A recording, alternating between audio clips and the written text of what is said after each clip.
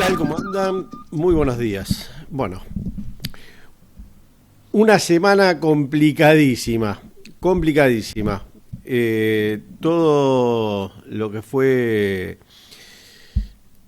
el mundo, tendría que decir que estamos en las puertas de un estado apocalíptico. Habría que dividirlo en lo que fue pasando en los distintos lugares, y fue todo malo. No hay una buena para tirar. A ver, empezó con lo único positivo que podríamos decir fue el cambio de prisioneros que hubo entre la OTAN y Rusia. ¿Por qué digo la OTAN? Porque dentro de ese cambio hubo la mayoría de los prisioneros eran alemanes, estadounidenses, polacos, y del otro lado eran rusos. Donde la prensa y los medios occidentales lo presentaron como un cambio entre hombres de bien, hombres que luchaban por la libertad, por la paz, contra asesinos. ¿Y por qué se le dio ese viso e hicieron tanto hincapié en eso? Porque dentro de los 16 rusos que se entregó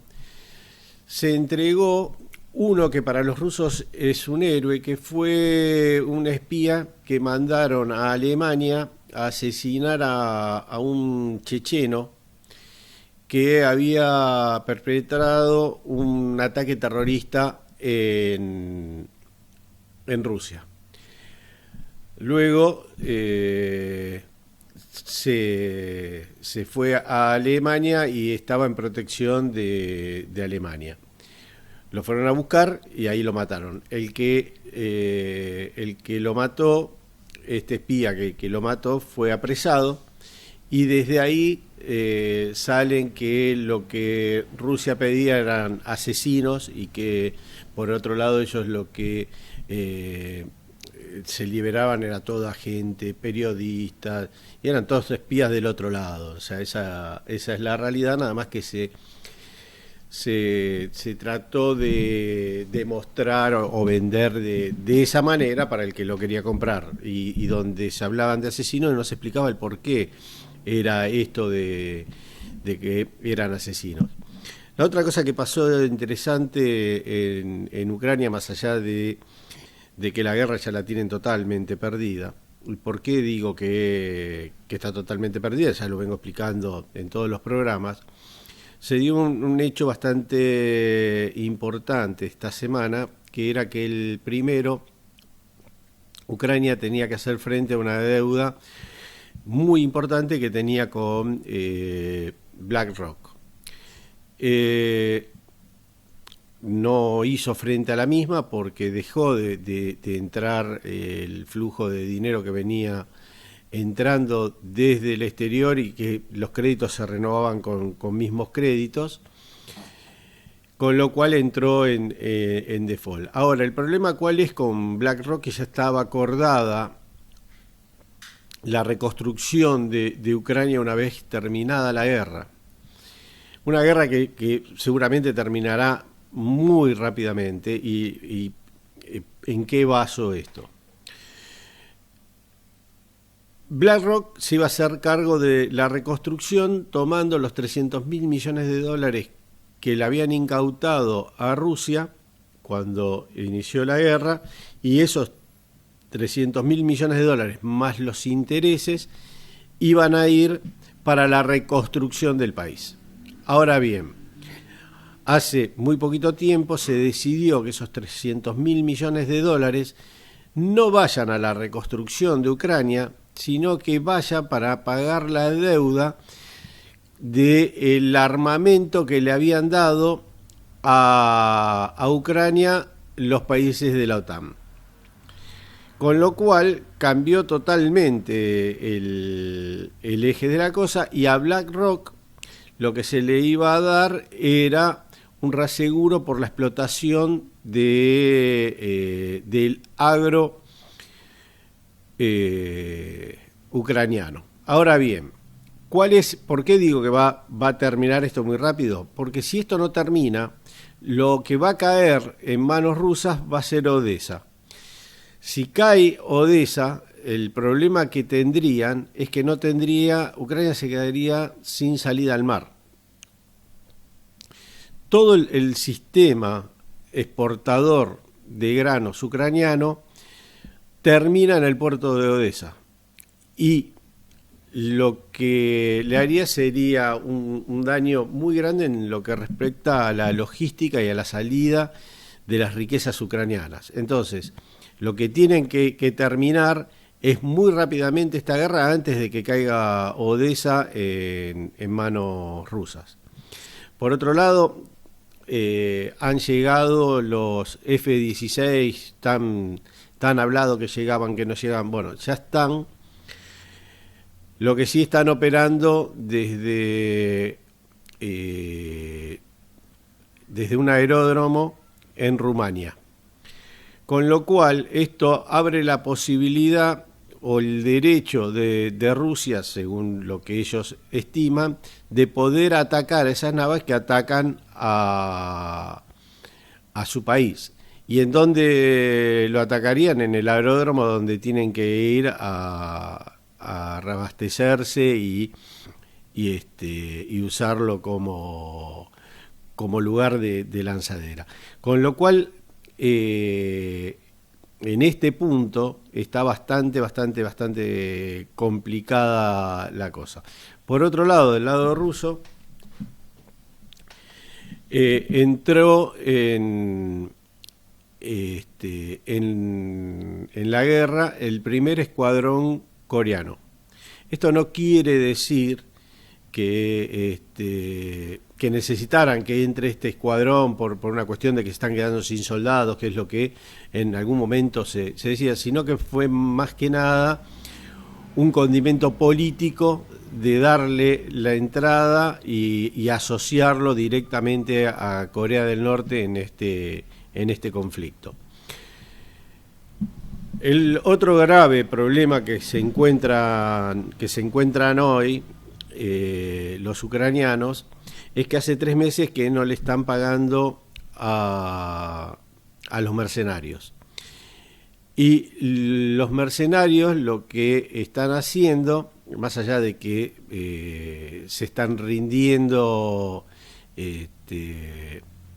sin presentar demasiada batalla, están vendiéndole a los rusos los armamentos de última generación que van recibiendo. Con lo cual, Rusia, que cuando fue la marcha de la victoria que se hizo para conmemorar lo de la Segunda Guerra Mundial, presentó todo el armamento que iban tomando en las distintas batallas con Ucrania, y lo mostraban al mundo, los tanques Abrams, los otros tanques alemanes y demás.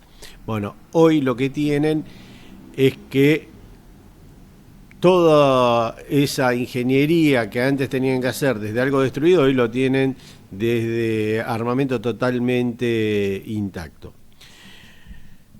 Así que bueno, eso es un poco lo más importante que pasó esta semana, y que no es poco. Hubo un hecho bastante curioso que pasó en China, en cercanías de Taiwán. Los norteamericanos hicieron una prueba con el último detector de submarinos, el último sonar de submarinos que han lanzado, y tuvieron, no digamos la mala suerte, sino que la contrainteligencia china, que sabía que iban a hacer pruebas con este dispositivo, los estuvieron esperando, y cuando tiraron la boya se la se la capturaron. Con lo cual hubo todo un grave conflicto dentro del mando de Estados Unidos, que todavía se están rascando la cabeza y viendo cómo fue que le habían robado ese material, porque también acá vamos a esto de las ingenierías inversas y ver cómo trabajan, qué frecuencias se están utilizando y demás.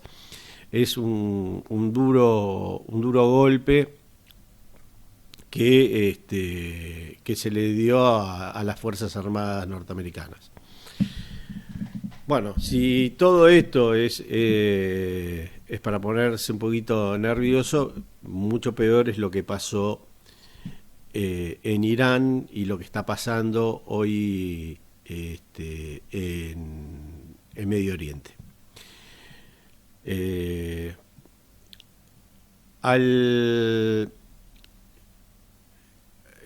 A ver, ¿cómo lo puedo explicar?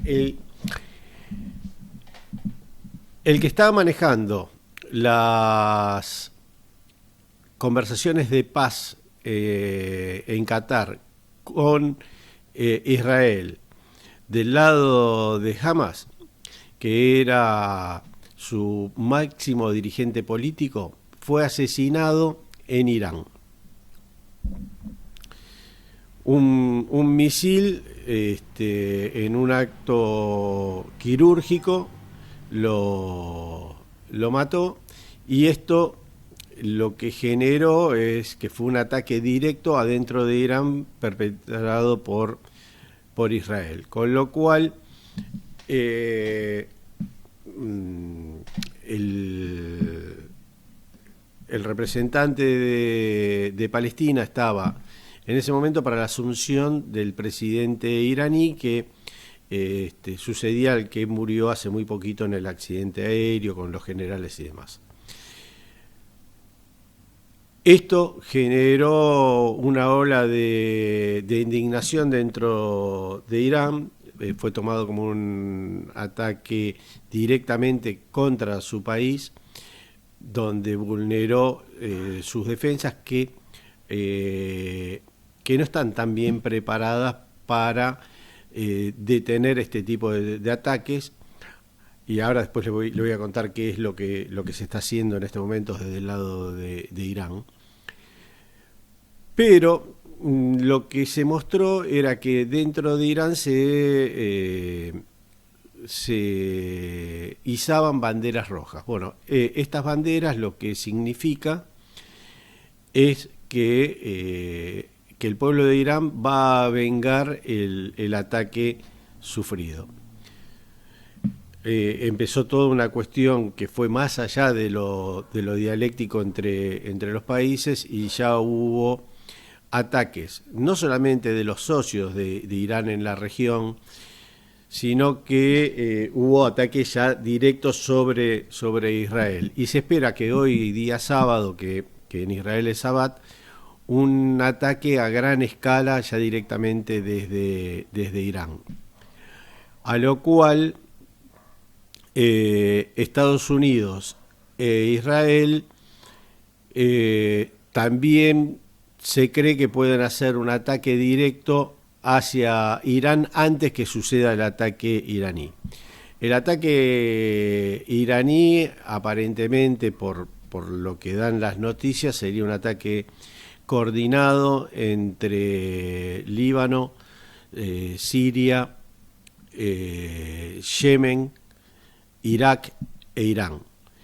Con lo cual se espera que hoy sea un día de mucho temor para la población de toda la región, porque acá se espera que haya un ida y vuelta muy importante, y el día señalado, aparentemente por los servicios de inteligencia, sería hoy, día sábado.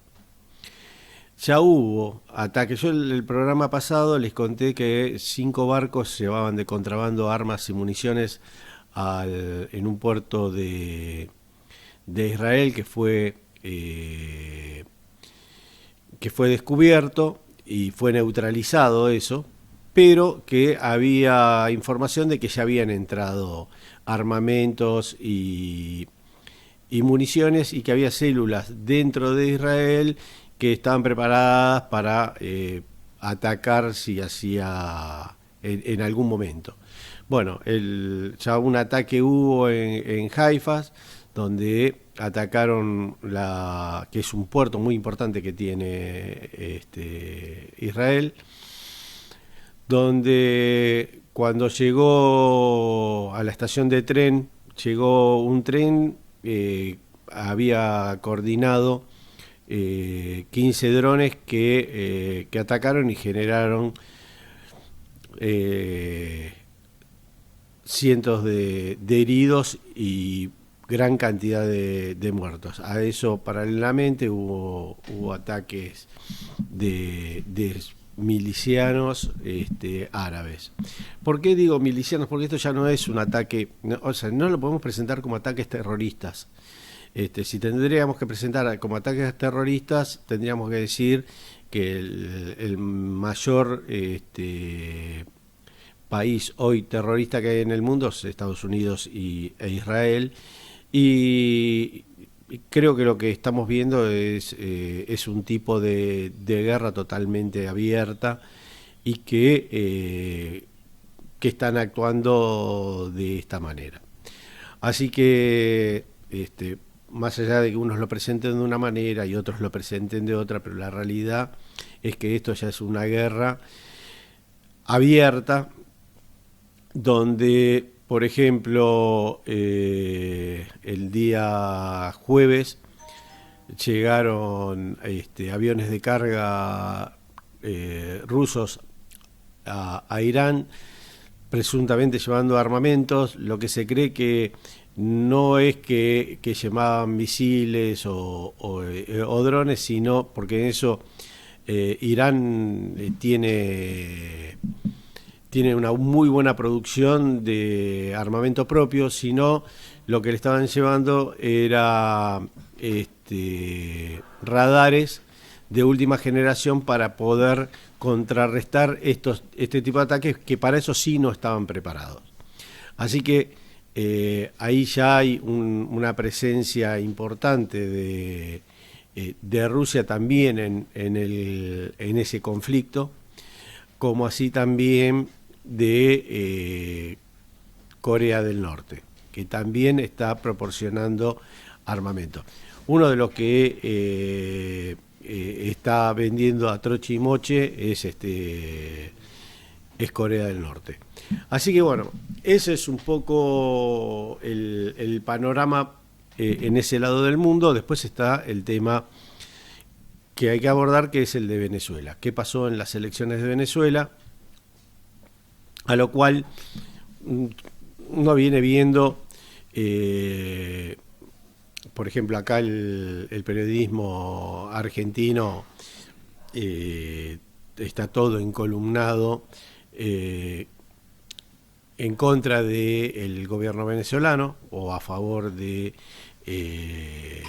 la oposición, donde el relato que se hace es bastante crítico, donde se muestra al gobierno venezolano, se lo ridiculiza y demás, pero la realidad es que es muy difícil de creer todo. A ver, yo lo escuché a Durán Barbas planteando el tema de la mentira de la oposición, que claramente cuando dijeron que ganaron por el 70% es irreal, y es un relato que vinieron planteando siempre en cada una de las elecciones.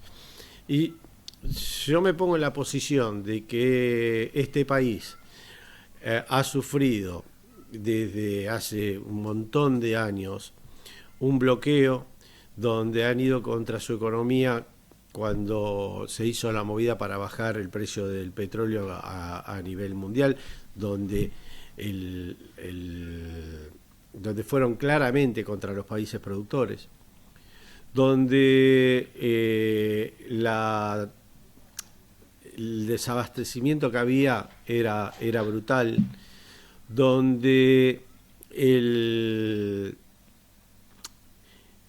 la inflación era galopante, donde se le fue gran parte de la población, y la gran parte de la población que se fue representaba o representa mayormente a la oposición. Con lo cual, en todos esos momentos, el oficialismo ganaba ampliamente. Ahora bien,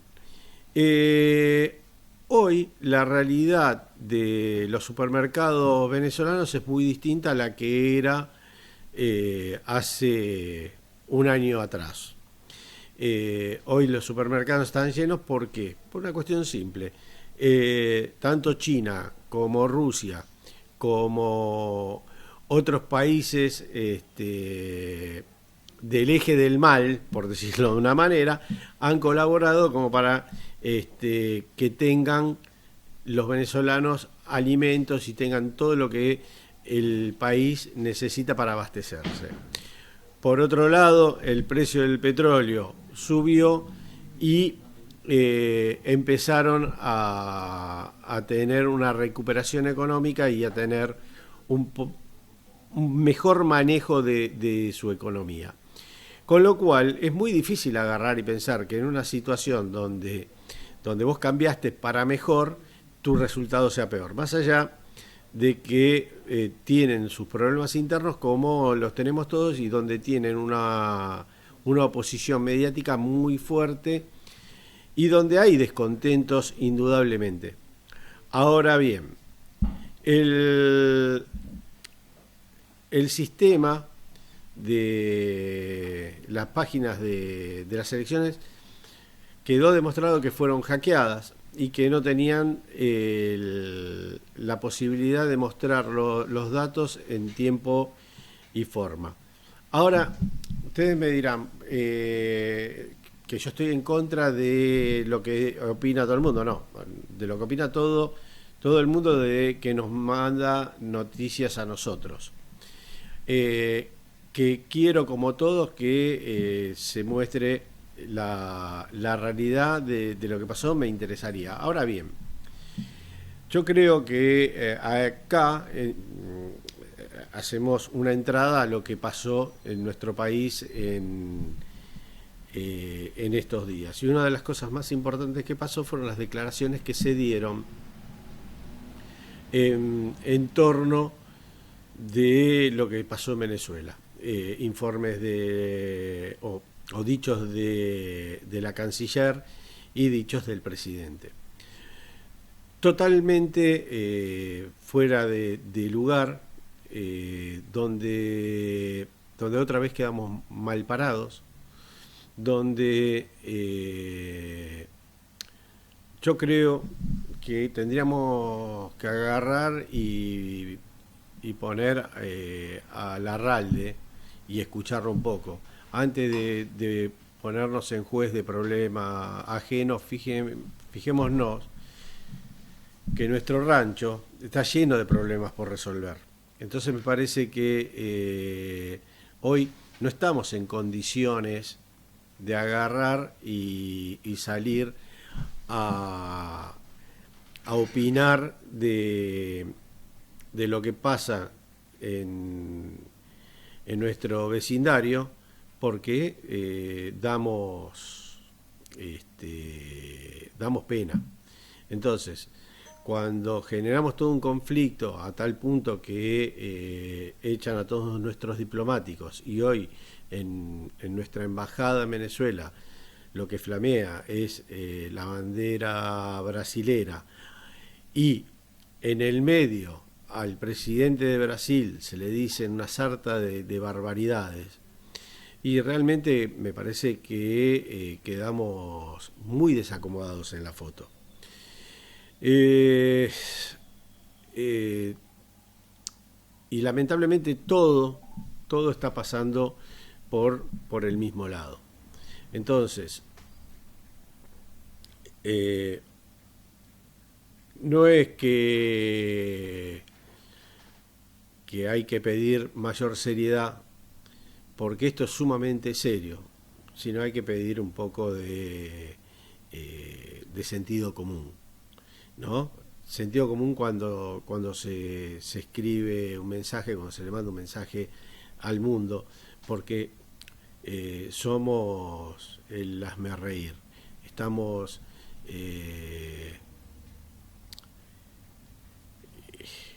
estamos como sociedad, y digo como sociedad porque lamentablemente los que nos representan a toda nuestra sociedad. Se están equivocando, por decirlo de una manera suave. Por otro lado, en esta semana el presidente salió a decir que estaba contra el industrialismo, ¿no? Entonces, me quedé esperando, buscando alguna respuesta de Funes de Rioja. Y claro, esta no apareció. ¿Y por qué no apareció ninguna mención de Funes de Rioja, que preside la UIA? Porque Funes de Rioja, en su reputísima vida, ni siquiera se hizo un mate, ¿no? Entonces, claro, ¿cómo va a salir a defender a la industria? Un abogado que lo pusieron ahí, pero que jamás entendió lo que era abrir el portón de una fábrica, o, o imaginar un producto. Así estamos. Y viva la joda. ¿Cómo va a ser un país que se desarrolle si no tenemos industria? Ahora, una diputada presentó un proyecto para que el 15% del litio se produzca en Argentina, que se exporte el resto, pero que el 15% se produzca acá. Y salió gente del gobierno a decir barbaridades, ¿no? Y les doy un dato. Brasil está poniendo una planta de litio y no tiene litio. Entonces, claro, acá hay una elección de modelo que está en agarrar y que vendamos todo a 2 mangos y sacarnos el costo, y que la moneda usar la de cualquier otro país, total, que sea problema de ellos fortalecerla o no, y nosotros dentro de 2 días vamos a tener el mismo quilombo que tenemos ahora. Porque esta discusión de qué queremos ser viene de hace rato, y esta discusión la venimos perdiendo los que queremos un país en serio con los que quieren ser una colonia. Así que bueno, acá todo lo que fue pasando básicamente vino por los mismos carriles que viene viniendo desde hace un tiempo, así que no quiero ser muy redundante. Hoy lo tenemos a Ariel, así que esperemos que el programa siga por otro carril, y escúchenlo, porque todo lo que les cuenta, que tiene que ver con historia, con los que hicieron este país y lucharon por algo mejor, nos permite proyectarnos y ver hacia qué lado tenemos que ir. Y ese lado seguro que no es por el camino que hoy estamos haciendo. ¿Qué tal, Ariel? ¿Cómo estás? Hola. Hola.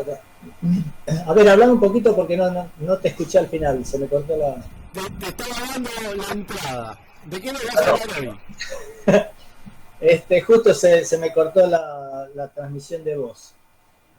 Bueno, no sé, cuántas buenas noticias. Arrancamos lindo, ¿no? Y mirá, es lo que se viene armando en el mundo desde hace rato y bueno, y hoy estamos a punto caramelo para que esto reviente. Lamentablemente es así.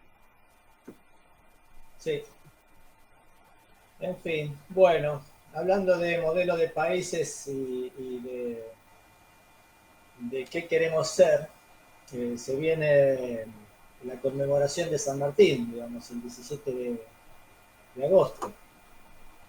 Y estuve buscando, como para traer algún personaje poco conocido que estuviera cerca del proceso de San Martín, que estuviera, digamos, ligado a su historia, ¿no?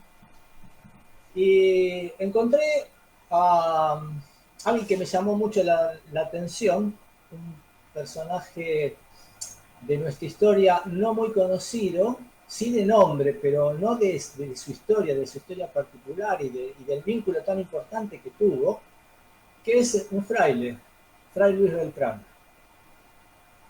Fray Luis Beltrán fue, digamos, quien acompañó en el proceso del cruce de los Andes a San Martín, y alguien que tan importante para nosotros que el día de su nacimiento es el día del metalúrgico.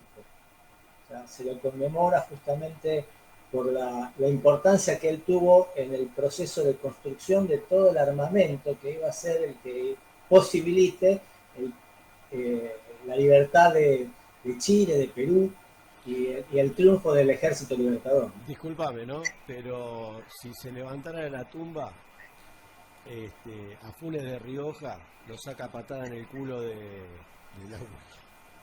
Sí, justamente por eso justo estaba pensando, a ver, estamos hablando de la industria y el principio de la industria estuvo ahí,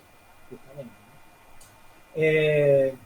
Bueno, un, un, un hombre que vamos a comentar un poquito desde su nacimiento, ¿no? Él nace un 7 de septiembre del año 1784. Obviamente todavía estábamos en lo que era el virreinato. Y hay también ciertas discrepancias en relación de si era mendocino, si era sanjuanino, porque la mayor parte de su primera infancia la vive en Mendoza.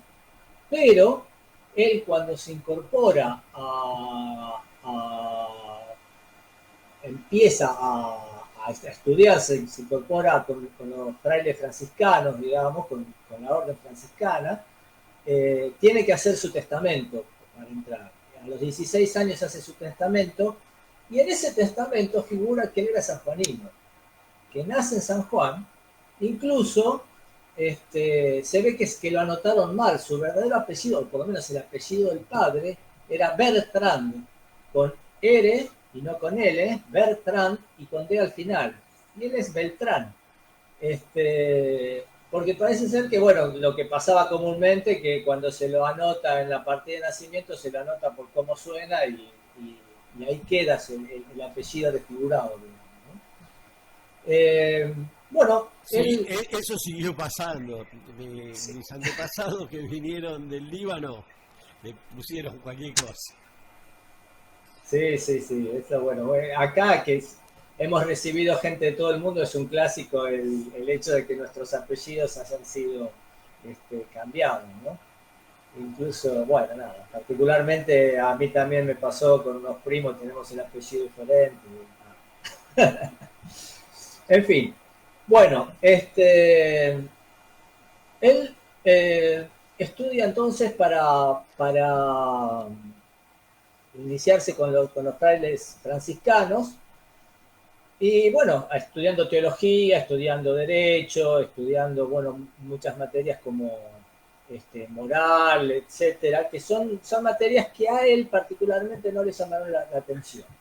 O sea, fueron que sí las estudiaba, o sea, estudió la teología, la filosofía, el derecho, la moral, todo bien, pero realmente lo que a él le llamaba la atención tenía que ver más con matemática, con física, con química, es decir, mucho de materias exactas y con mecánica, ¿no? Muchos de esos estudios que especialmente digamos, para quien va a ser cura no eran tan relevantes en ese momento, y sin embargo para él sí lo fueron. Bueno, él se recibe, es trasladado a Chile en 1805 por la orden franciscana, participa allá, incluso tiene a cargo un coro y demás. Y pasa en Chile lo mismo que pasó acá. Llega a 1810, aparece en 1810 la novedad de que, bueno, nos quedamos sin rey. El rey de España es tomado prisionero, cae entonces la política que tenían acá todos los virreyes, pierden su poder y empiezan a ser cuestionados. Así como el 25 de mayo se produce el proceso revolucionario y se establece una primera junta, allá en Chile pasa exactamente lo mismo. Se produce a los pocos meses la caída del gobierno en función de un movimiento revolucionario patriótico chileno y establece una primera junta de gobierno. Esa primera junta va a tener sus dificultades, al igual que acá. A ver si nos suena un poco, había algunos que estaban, digamos, dentro del país, gente que estaba apoyando a los realistas, o sea, pro españoles. Había gente que buscaba un proceso de independencia directo. Y otros que estaban viendo cómo negociar con el rey de Portugal, que estaba en Brasil, con la princesa Carlota, y otros que estaban tratando de ver si se juraba el nombre de Fernando VII, estableciendo todavía un impaso, una máscara o un movimiento más moderado, y se empiezan a dividir entre los que eran realistas y los que eran revolucionarios, entre los conservadores y los más revolucionarios. Y ahí aparece toda una lucha interna que nosotros también conocemos porque la hemos vivido en nuestro proceso. Ahora bien, volviendo a Fraile, al Fray Luis Beltrán, él participa activamente como capellán de las tropas de Miguel José Carreras, que es uno de los que iniciaron el proceso revolucionario, alguien que viene a Chile en 1811, habiéndose formado como San Martín en España, y establece un proceso revolucionario.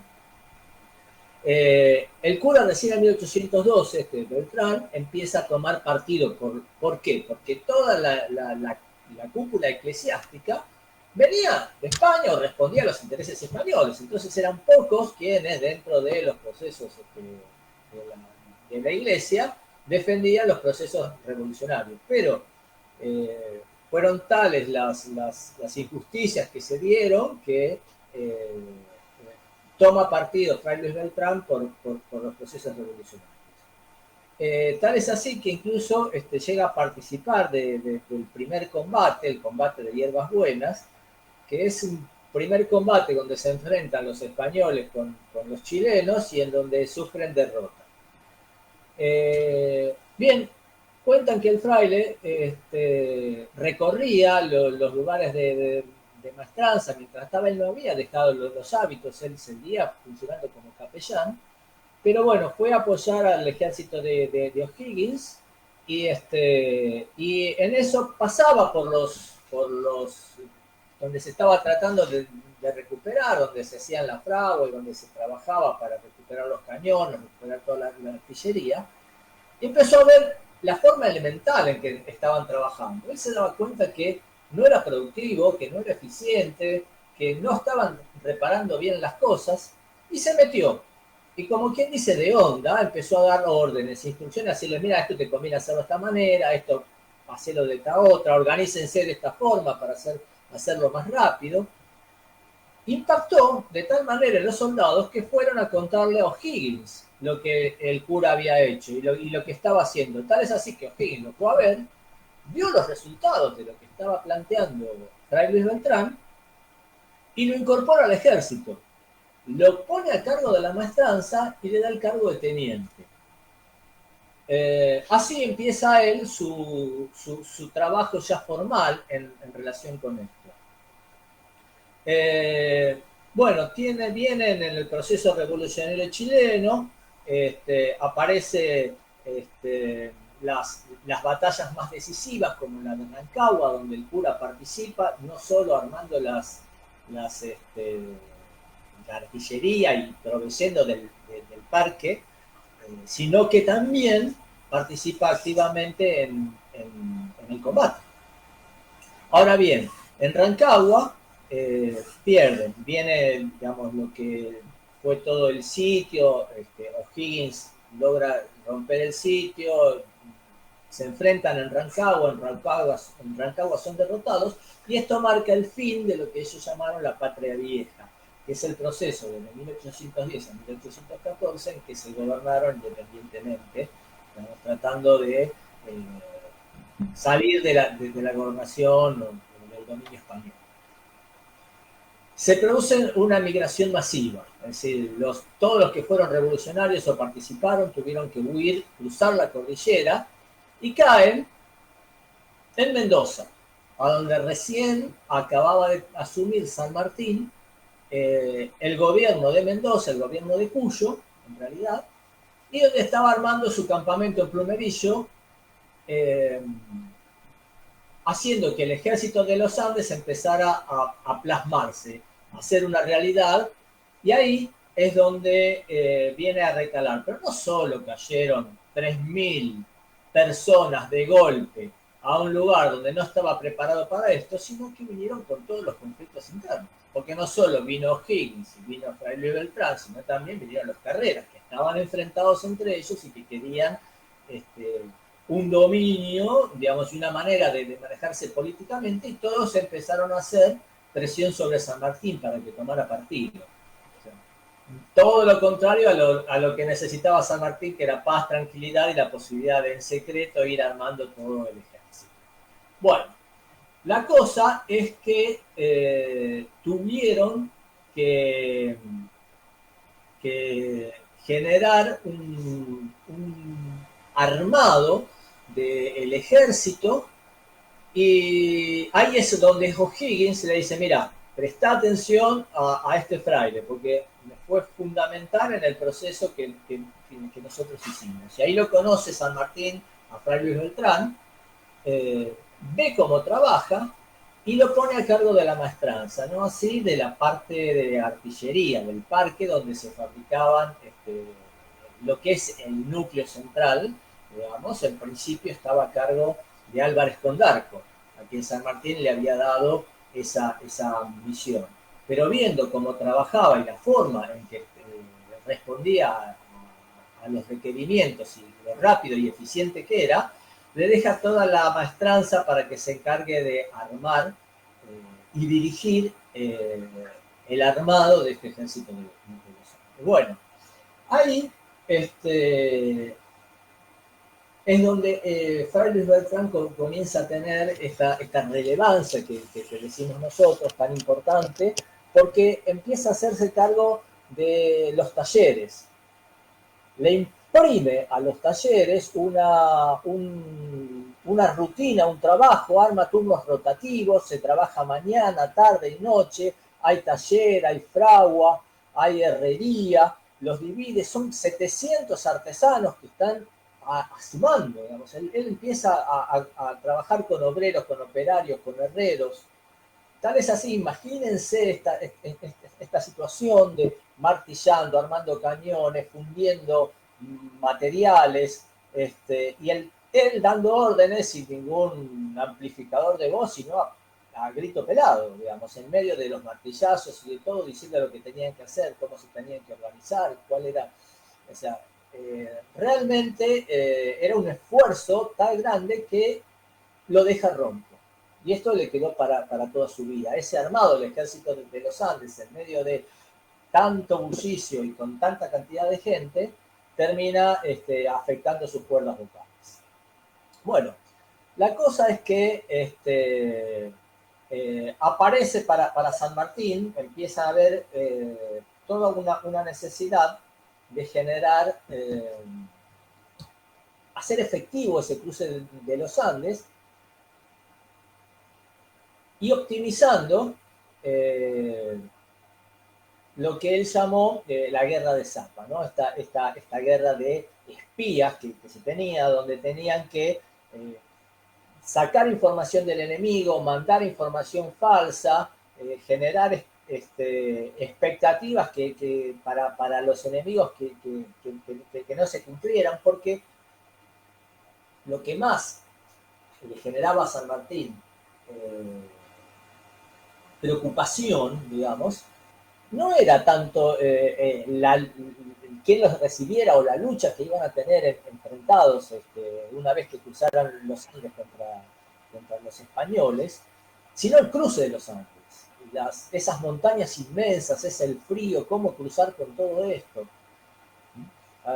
¿Y quién se encargó de que esto pueda ser efectivo? Bueno, Fray Luis Beltrán. Fray Luis Beltrán, miren, se encargó de la fabricación de zapatos, de botas, de monturas, los uniformes, los estribos tan fundamentales que eran para que los granaderos a caballo pudieran estar firmes en esto. Hemos contado alguna anécdota cuando hablamos de San Martín y de Orrego en relación con los estribos en programas anteriores. Las municiones, las balas de cañón, espadas, fusiles, cuchillos, pistolas, tuvo que hacer puentes colgantes de manera tal que pudieran atravesar los precipicios, granadas, lanzas, elementos de seguridad, o sea, tenían que llevar grúas, arneses, las mochilas de los soldados, las cantimploras que no tenían tantas, entonces con los cuernos de las vacas armaban los que llamaban chifles, que cortaban los cuernos, le ponían una base, lo cortaban en el pico y con eso que servía como recipiente para llevar agua o aguardiente, porque no se podían llevar grandes barriles. Había que transportarlo de manera tal que cada uno se hiciera cargo de su provisión, porque era imposible transitar con tanto peso esas montañas. Imagínense que los Andes es de las montañas más jóvenes, las más altas del mundo. Después del Himalaya vienen los Andes, con un promedio de 3.800 metros de altura. Es decir, con unas temperaturas que iban de los 30 y pico de grados en el día hasta 10 grados bajo cero en la noche.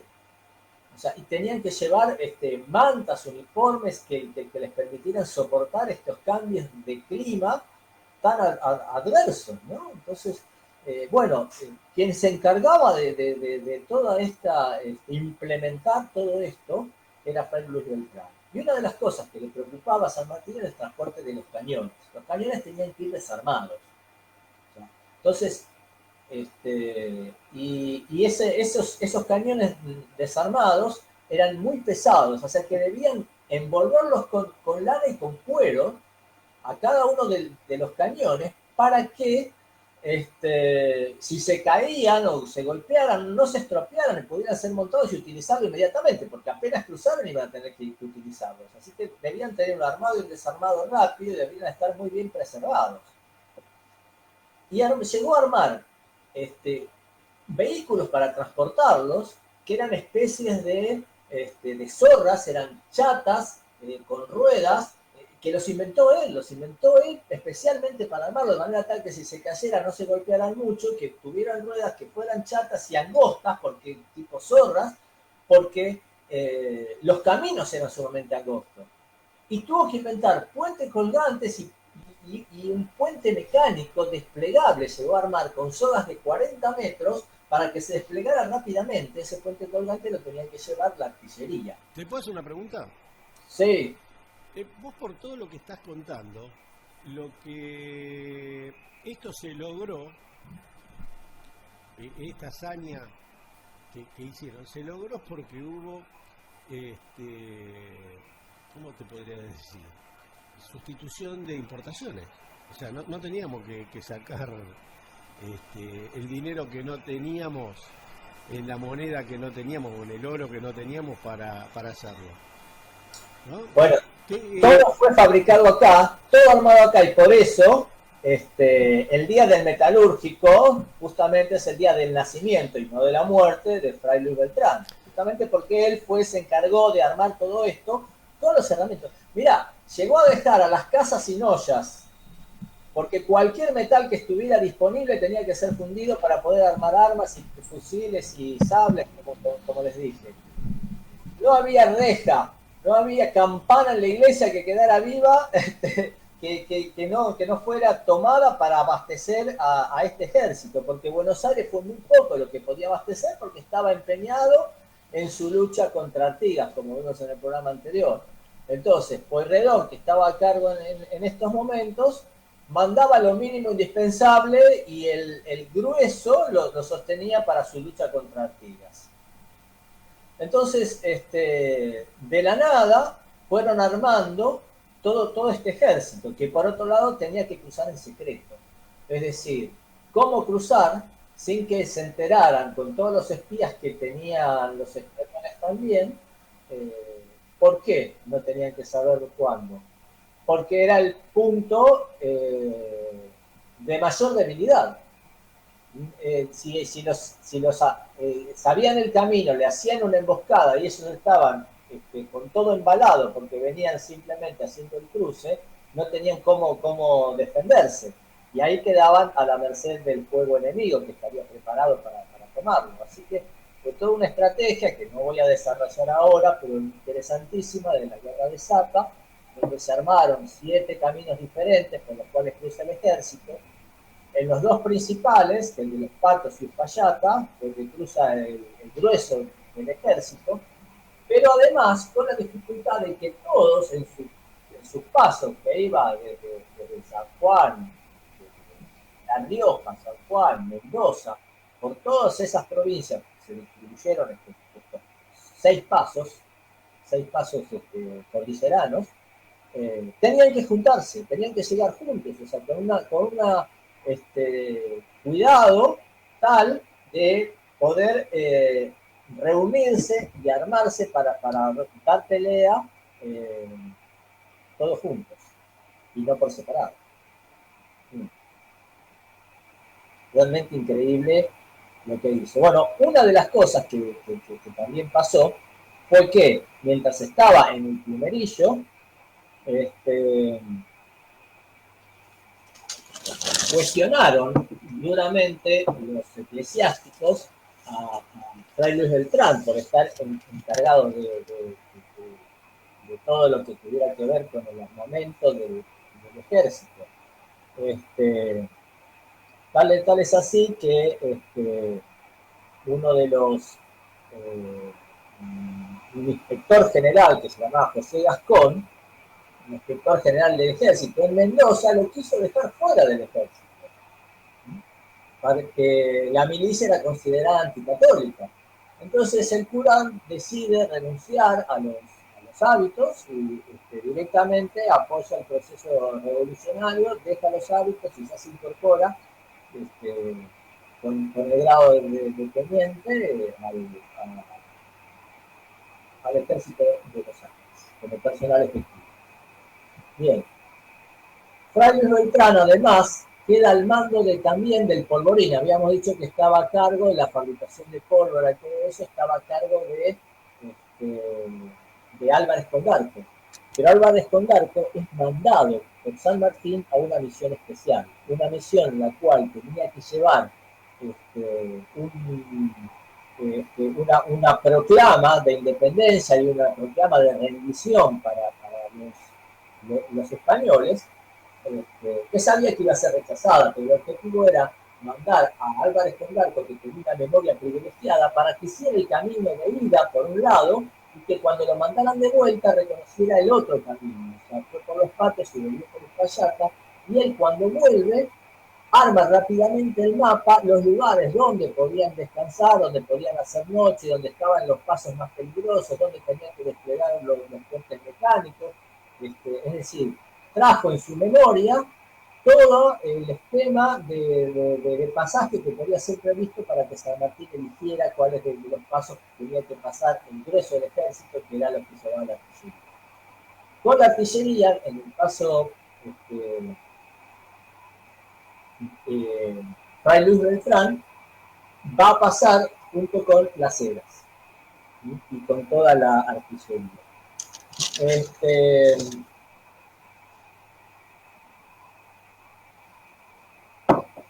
Bueno, cuando llegan, después de eso, se juntan y tienen, como sabemos, en 1817, en febrero, se da la batalla de Chacabuco. Ahí ellos pudieron armar apenas llegaron conjuntamente, tomaron un par de localidades que se hicieron base ahí, armaron el ejército, armaron los cañones, generaron la estrategia y vieron que el lugar donde enfrentamiento con los españoles, que ya se le venían, era Chacabuco. La batalla de Chacabuco fue la primera batalla y fue muy importante porque fue el triunfo patriota que permitió que avanzaran sobre Santiago de Chile.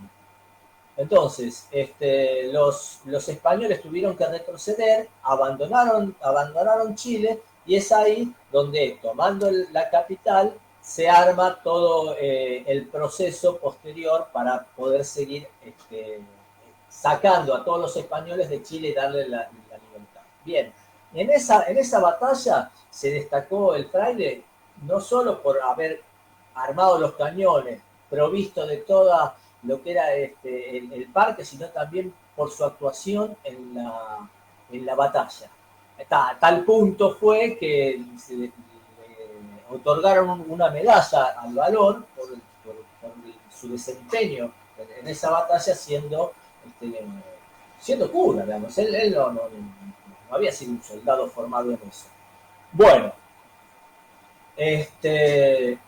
a partir de ahí, bueno, a San Martín le ofrecen ser el director supremo de Chile. Él cede esto a O'Higgins, queda O'Higgins al mando, y él comienza a armar lo que sería el proceso definitivo de expulsión de los realistas.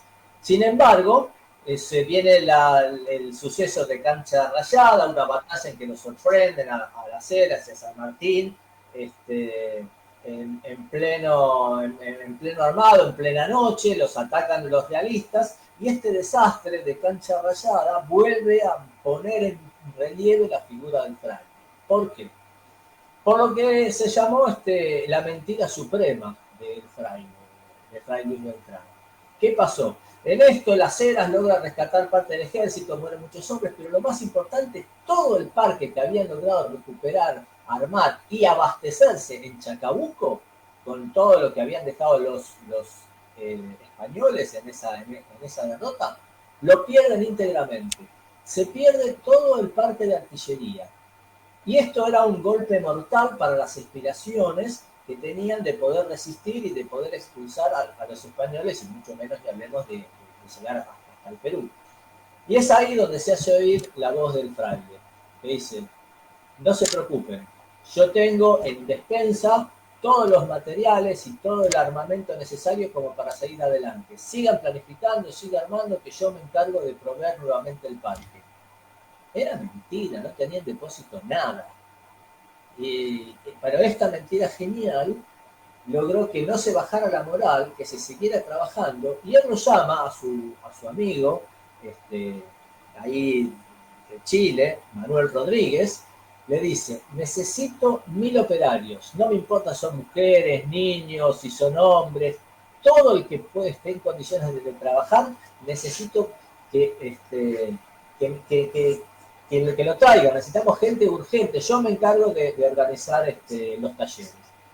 Bueno, se hizo, mandó entonces, Manuel Rodríguez mandó dos destacamentos a requisar, y se trajo en una leva bastante forzosa aparentemente un montón de gente para que trabajara en los talleres a las órdenes del fraile, y en 17 días logró armar un taller que se trabajaba mañana, tarde y noche en turnos rotativos con la misma característica que había hecho en el primerillo para ponerlos al tanto.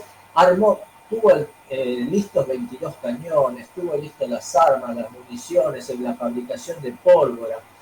Se puso a trabajar a todas las personas. Los chicos tenían la misión. Hola, estoy. Sí. Sí, Sí, sí, perdón, sí. se me desconectó, listo. Los chicos tenían la misión de rellenar los cartuchos de pólvora que armaban las mujeres. Los hombres trabajaban en la fragua, trabajaban fundiendo materiales, armaron de nuevo tiendas de campaña, cosieron uniformes. Bueno, generaron todo, en 17 días pusieron en óptimas condiciones al ejército de San Martín para que pudiera combatir en la batalla de Maipú. La batalla de Maipú fue la batalla decisiva, era la última resistencia que podían tener los españoles. En esa batalla triunfa San Martín, como ya sabemos, es la derrota definitiva, la huida de los pocos que quedaron, la captura de los jefes españoles y la posibilidad ya no solo de la independencia de Chile definitiva, sino de hacer la avanzada del ejército hacia el Perú. Entonces ahí es cuando le pide, San Martín le hace otro pedido al fraile. Después de esta batalla, quiero los mejores fuegos artificiales, ya que tenemos pólvora, quiero festejar a lo grande. Y entonces se puso a toda la gente a hacer fuegos artificiales para hacer los festejos más grandes de la independencia de Chile. Después de ahí viene el armado de la Armada, el armado de los barcos con los cañones, con las armas, con los aparejos, con toda la instrumentación posible para transportar un ejército entero hacia el puerto del Callao, para hacer, como vimos después, el bloqueo al puerto del Callao y hacer un movimiento de pinzas entre el ejército que venía ascendiendo por tierra y formar la armada que dirigía Cochrane y que llevaba a San Martín y la plana mayor de todo el ejército libertador. Se dio el lujo el fraile de entrar con San Martín cuando se le dio la liberación de Lima, al Perú. Entra junto con San Martín al Perú y es ahí donde se da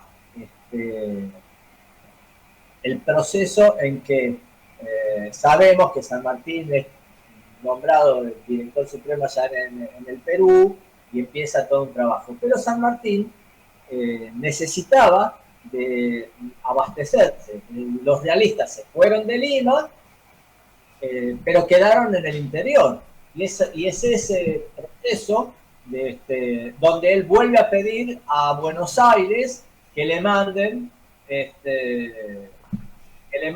gente, que le manden abastecimiento, que le manden dinero, porque ya estaban por terminar con este proceso. Bueno, ahí estaba Rivadavia y su gente, digamos, y sabemos que la negativa fue total, que lo dejaron solo. Él se encuentra en esta situación de no tener hombres suficientes como para poder sostenerlo. Decide juntarse en Guayaquil con Bolívar y tratar de unir los ejércitos, esos ejércitos. Bolívar dice que de ninguna manera puede estar ni le va a dejar el ejército San Martín y que de ninguna manera San Martín él puede dirigir a un personaje de la talla de San Martín que era reconocido mundialmente, porque los periódicos del mundo se estaban leyendo la hazaña que había hecho San Martín y todo el proceso libertador que estaba haciendo. Así que, bueno, San Martín, sabemos, decide correrse del lugar, y el fraile se queda con Bolívar, se queda abasteciendo el ejército bolivariano, abastece incluso a Sucre en la batalla final, digamos, de Ayacucho, donde él participa también en combate, o sea, es permanentemente al frente de todas las situaciones. Sin embargo, se va a dar en 1825 una situación muy particular, en la cual Bolívar le pone de alguna manera el jaque, porque le dice que en 3 días necesita 1000 fusiles embalados con las municiones, con todo, porque necesitaba para su proceso revolucionario tener ese. El fraile se pone a trabajar como siempre, mañana, tarde, noche, dejando horas de sueño, pero los 1000 fusiles en 3 días era una cosa imposible. No llega, cuando viene Bolívar a reclamarle eso días después, este, todavía faltaban embalar fusiles y demás. Bolívar lo reprende en público, lo reprende duramente, le recrimina que no tiene las cosas hechas y amenaza incluso con fusilar. Sí, con fusilarlo. Lo cual, evidentemente, generó en el fraile claro, un impacto emocional fuertísimo, que evidentemente ya vendría con otras instancias personales en situación de crisis, pero esto lo pone en una situación en la cual decide prácticamente no hay reconocimiento ninguno, todo el reconocimiento que tuvo con San Martín, todas las medallas que ganó, todo lo que las felicitaciones que tuvo por sus desempeños eran dejadas de lado, y entonces la idea del suicidio, se va a la casa que él estaba alquilando, cierra todas las ventanas, las puertas, sella los lugares, prende el brasero, obviamente no había gas, se usaba leña y braseros para cocinar, entonces él prende el brasero y utiliza uno de los productos químicos que él tenía para la elaboración de todos estos materiales, que al contacto con el fuego largaba un humo tóxico. Así que tira esto, pone ese humo tóxico, se acuesta en la cama y empieza y se espera a esperar la muerte y al pasaje al otro lado y a encontrarse con el Ser Supremo. El tema es que de casualidad los caseros pasan por ahí, ven el humo, abren las puertas, lo encuentran, lo sacan antes de que él muera y lo rescatan. Pero claro, esta toxicidad que tenía este producto que había tirado al fuego altera sus facultades mentales.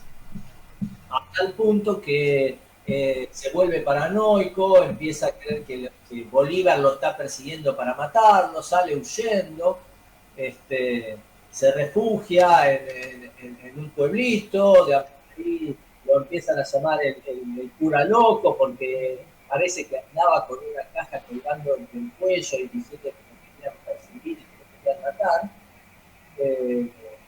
Sus facultades quedan alteradas, pero una familia aparentemente que lo conocían, lo toman, lo toman a su cargo, lo empiezan a alimentar, lo empiezan a tratar de curar, y al tiempo él recupera sus facultades, lo logran rescatar de esta situación de crisis emocional también, y lo embarcan para Buenos Aires. Estamos hablando de 1825. Él vuelve para regresar, lo embarcan en Chile cruza la cordillera, va a Buenos Aires y llega para un momento en que estaba Rivadavia en el poder, que estaba en plena guerra con el Brasil, y él no tenía ni casa, ni comida, ni elementos, ni materiales, ni nada. Entonces empieza a pedir que le paguen sueldos adeudados para tratar de comer, porque tenía que vivir de la caridad. Entonces decía reincorporarse al ejército, lo reincorporan con el grado de teniente coronel y se pone a armar entonces a abastecer a Brown en su armada. Empieza a armar los barcos de Brown que van a ir a combatir en desventaja total contra la armada brasilera. Bueno, este es otro capítulo también de la lucha con el Brasil, donde él se encuentra ya con sus fuerzas muy disminuidas, quiere pelear, no estaba en condiciones tampoco, así que al poco tiempo tiene que volver de Brasil. Vuelve ya, tenía 43 años, se sentía viejo, se sentía que la fuerza no le daba para más. Abandona el ejército, vuelve a la oración, vuelve a vincularse a los frailes franciscanos y empieza a hacer vida de penitencia en sus últimos días, hace oración y penitencia en su casa, los frailes franciscanos, y dicen que en sus últimos días se reencontró con el Ser Supremo, se reencontró con su Dios, encontró la paz interior y que murió en paz. Y esta es la historia de nuestro fraile. Buenísimo.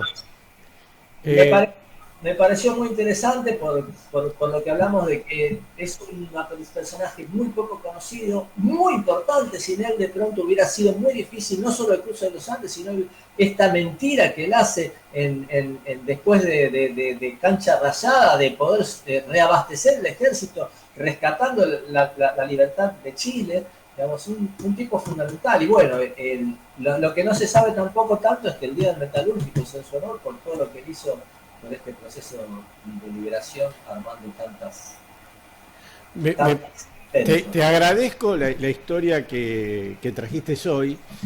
Eh, Me parece que va muy de la mano a los momentos que estamos viviendo y el conocernos por ahí hace que mejoremos un poco nuestra forma de pensar y ver hacia adelante, ¿no? Estos son los personajes. A ver, todos los personajes nos dejan cosas interesantes. Lo que pasa es que de muchos se toman fragmentos para justificar idioteces, ¿no? Cuando vos sacás las cosas fuera de contexto, fuera de época, fuera del sentido común, lo podés citar y te queda como que justifica las acciones que haces y realmente es eso, es que sos un, un ignorante que lo que estás haciendo es tratar de llevar tu ignorancia a justificar tu ignorancia para el resto, porque es lo que estamos viviendo cuando citan a la gente que fue tan importante en el desarrollo de un país para hacer todas las macanas que se le puedan ocurrir. Y en vez de tratar de, de fundamentar el crecimiento y el desarrollo de un país, tratar de venderlo en pedacitos a dos mangos. Así que te agradezco, me pareció muy buena, me parece que enganchó justísimo con lo que venimos hablando y brillante, como siempre. Nos vemos. Muchas gracias y gracias a todos. Bueno, Abrazo. gracias Ariel, te mando un abrazo grande. Bueno, será hasta la semana que viene, les mando un abrazo grande, espero que les haya gustado, a mí me encantó. Y la primer parte, que es la que me tocó darles todas estas malas noticias que está habiendo en este momento de la historia de la humanidad, eh, preparémonos porque los tiempos que vienen, no hacia adelante, sino ya, lo que puede pasar hoy puede llegar a ser terriblemente trágico y marcar el comienzo de una etapa apocalíptica. Así que esperemos que me equivoque, que la información que fui recabando en algún momento haya hecho que los que toman decisiones se den cuenta que el camino es muy peligroso y cambien este, el actuar por el hablar, el negociar y que tratemos entre todos de hacer un mundo mejor. Los veo la semana que viene. Gracias.